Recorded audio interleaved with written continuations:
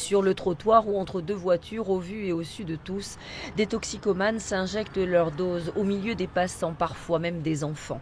Riverains et commerçants parlent d'une salle de shoot sauvage à ciel ouvert qui transforme leur quotidien en enfer. Ils faisaient leurs besoins, ils se shootaient les jambes en sang, et on pouvait marcher sur les seringues le matin, voilà.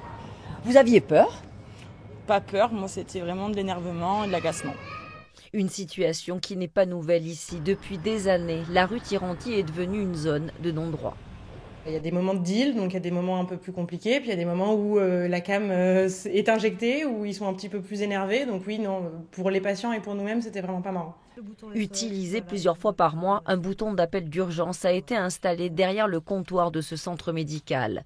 Sur place, la police municipale surveille. La rue va être fermée par des barrages filtrants avec un droit de passage pour les riverains, commerçants, clients et patients entre 8h et 20h. C'est une situation un petit peu extrême, on va voir comment ça se passe. J'espère que ça sera quand même fluide pour les commerces et les patients qui viennent toute la journée. Il ne faut pas que ça rajoute non plus une difficulté, mais je pense que c'est une solution qui paraît indispensable.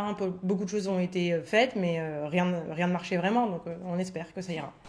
Devant cette situation invivable, ce tout jeune papa envisage de partir. Là, on compte quand même déménager avec un nourrisson. On n'a pas envie d'être nez à nez avec des toxicos quand on sort un bébé, quoi. Limiter l'accès à une pseudo-solution pour certains qui risquent de déplacer le problème ailleurs.